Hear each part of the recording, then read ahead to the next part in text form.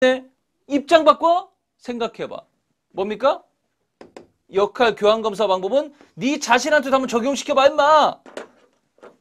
한자로 뭐라고 합니까? 역지 사지가 시험 문제 나옵니다. 됐죠? 쉽죠? 이거는 역할을 바꿔보는 거니까 네 자신한테 적용시켜봐. 입장 바꿔 생각해봐. 역지 사지. 그 다음에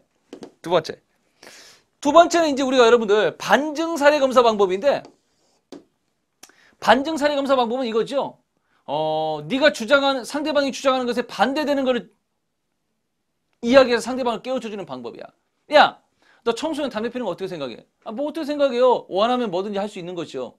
뭐라고? 원하면 뭐든지 할 수 있다고? 그래요. 사람은 원하면 뭐든지 할 수 있어야 하잖아요. 다시 한번 물어볼게. 야, 너 청소년 담배 피는 거 어떻게 생각하니? 뭐 어떻게 생각하냐고요. 원하면 뭐든지 할 수 있어야 하잖아요. 청소년도요. 좋아. 지금 맹구 너는 원하기만 하면은 뭐든지 할 수 있어야 한다고 주장을 했다. 그렇다니까요? 야, 그러면은 맹구 너의 논리들을 원하기만 하면 본드나 마약도 할 수 있어야 하겠네. 그거 아닌데요? 네가 원하면 뭐든지 할 수 있어야 한다면서. 예. 저는 지금까지 원하면 뭐든지 할 수 있어야 한다고 생각했는데 선생님 말씀을 드려보니까 원해도 본드나 마약처럼 할 수 없는 게 있군요. 원해도 할 수 없는 게 있군요. 상대방이 주장하는 도덕 원리에 반대되는, 자, 원하면 뭐든지 할 수 있다의 반대가 뭐야? 원해도 본드나 마약처럼 할 수 없는 게 있다는 거 아니야. 따라서 우리가 반증 사례 검사 방법이라고 하는 것은 상대방이 주장하는 도덕 원리에 반대되는 사례를, 상대방이 주장하는 도덕 원리에 반대되는 사례를 들어서 상대방이 잘못됐다는 걸 증명시켜주는 검사 방법이 바로 우리가 반증 사례 검사 방법이다. 이해 가십니까? 다시 한번. 상대방이 주장하는 도덕 원리에 반대되는 사례를 들어서 상대방이 잘못됐다는 걸 증명시켜주는 검사 방법. 어렵나?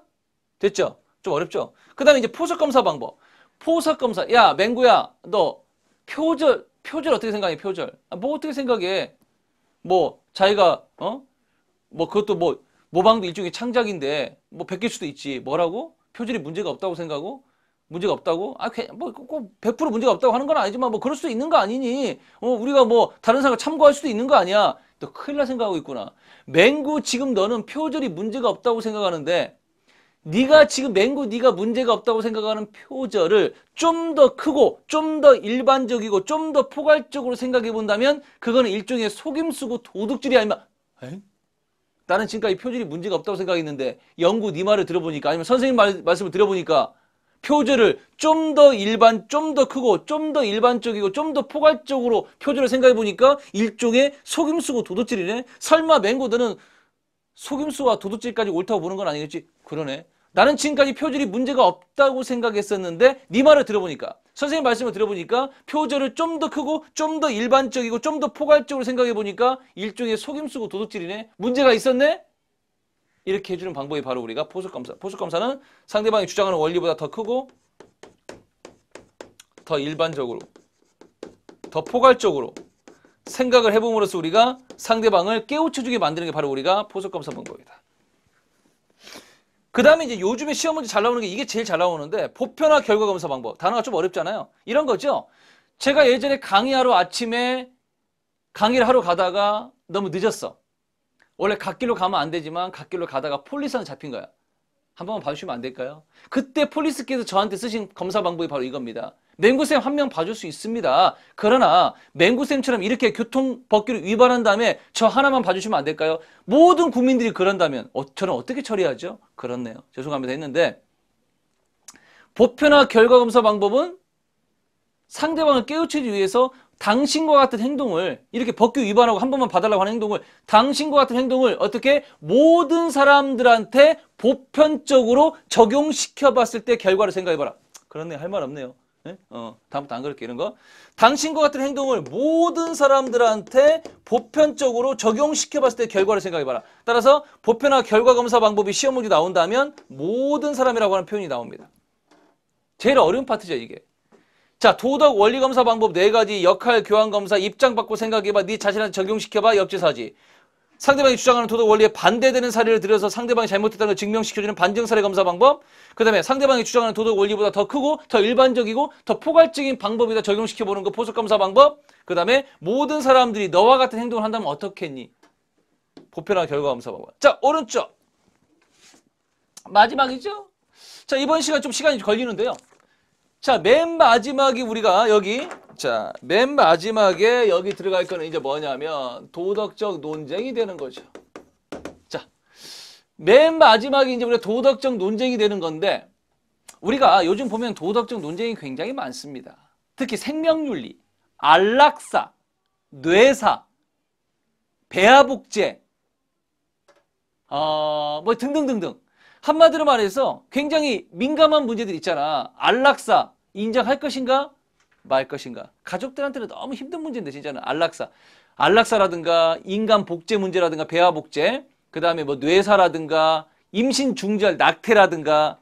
솔직히 법적으로는 안 된다고 하지만 참 이거 좀 필요한 경우가 있잖아. 어쩔 수 없는 경우. 인정할 것이냐 말 것이냐. 안락사 인정할 것이냐 말 것이냐. 뇌사 인정할 것이냐 말 것이냐.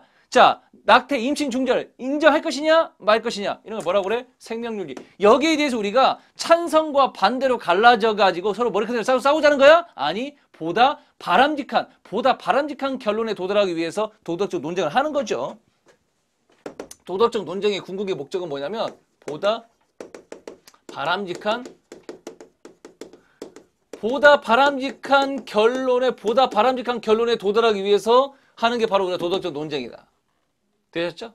자, 다시 앞으로 가셔서 여러분들 가장 중요한 것도 쭉 한번 살펴본 다음에 문제 풀고 이번 시간 마무리 짓도록 하겠습니다. 갑시다. 자, 이번 시간은 뭐 너무너무 중요한 것들이 뭐 지뢰밭처럼 산재에 있어서 다 알아야 하는데, 제일 먼저 다른 사람의 처지를 이해하고 다른 사람이 내가 내버려두면 어떻게 될까? 상상할 수 있는 걸 뭐라고 그래? 도덕적 상상력. 도덕적 상상력의 구성 요소는 뭐야? 민감하게 받아들이는 도덕적 민감성, 함께 하려고 하는 공감, 그 다음에 결과 예측까지. 그 다음에 이제 사실 이거 지금 잘 나온다고 있죠? 참과 거짓을 확실하게 구분할 수 있으면 사실 판단. 개인마다 추구하는 게 다르면 가치 판단, 그 사람의 인격과 행동에 대해서 내리는 판단, 도덕 판단, 그 다음에 모든 사람에 대한 도덕 판단은 일반적 도덕 판단. 다른 말로 도덕 원리. 오른쪽. 제일 중요한 거. 도덕 추론. 도덕 추론이라고 하는 것은 한마디로 무엇을 내리는 과정이야? 우리가 하루 중에도 수없이 많은 도덕 판단을 내리죠. 도덕 추론이라고 하는 것은 도덕 판단을 내리는 과정인데, 도덕 판단을 그냥 내려? 아니, 뭐하고 도덕 원리와 사실 판단을 바탕으로 도덕 판단을 내리는 과정이 도덕 추론이다. 다시 한번. 도덕 판단을 내리기 위해서 필요한 두 가지가 뭐야? 도덕 원리와 사실 판단. 그럼 이거 어떻게 하는 거냐? 아까 제가 말씀드렸잖아. 도덕 추론의 문제를 풀 때는 제일 먼저 어떤 게 큰 개념이고 어떤 게 작은 개념인가를 알아야 돼. 법을 어기는 게 큰 개념이야. 무임승차가 큰 개념이야. 법을 어기는 거. 그 다음엔 제가 공식화 시켜드렸잖아. 도덕 원리는 큰 개념 플러스 판단. 사실 판단은 작은 개념은 큰 개념 입장에서 볼 때 이런 것이다. 도덕 판단은 작은 개념 내려와주고 판단 내려와주고. 뭐가 어려워?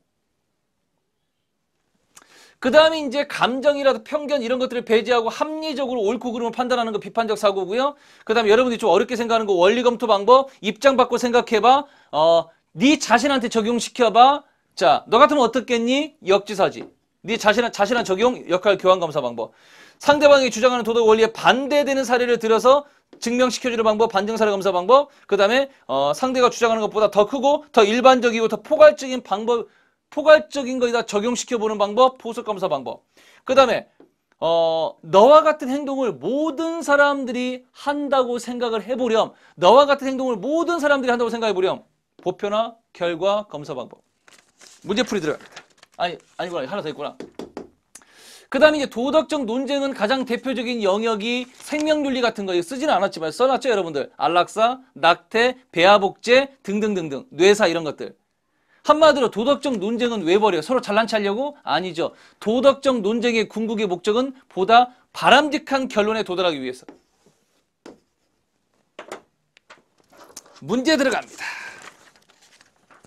1번. 다음 중 도덕적 판단, 도덕 판단에 해당하는 거. 해가 동쪽에 뜬다.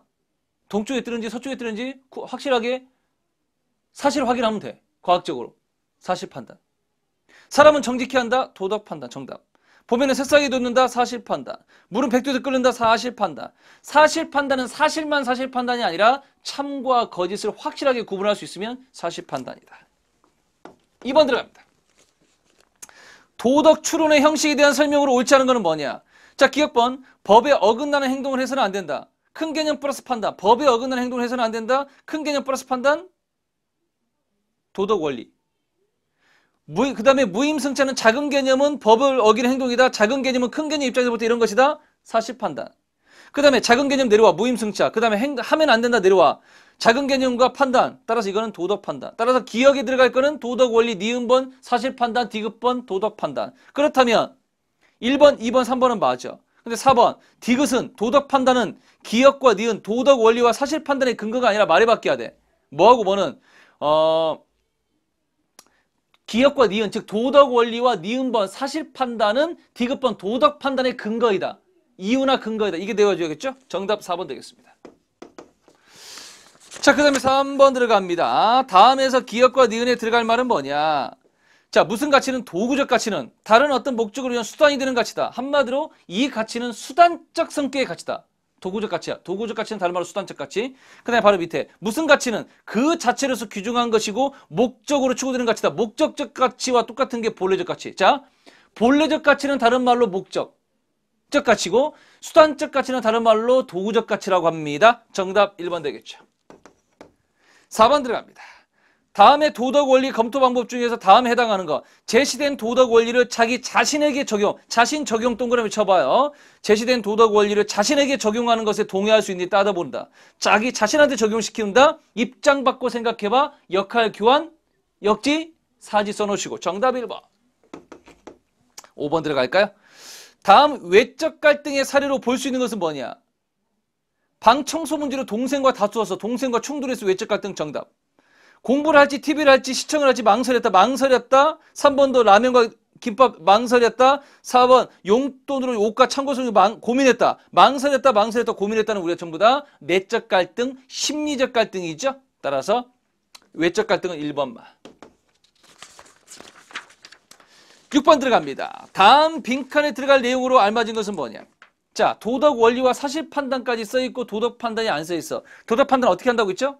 도덕 판단은 사실 판단의 앞부분, 작은 개념, 수업 시간에 떠드는 거. 이게 바로 우리가 앞부분이야. 그 다음에 도덕 판단의 뒷부분은 도덕 원리의 판단 부분, 옳지 않다. 따라서 합치면 돼. 수업 시간에 떠드는 것은 옳지 않다.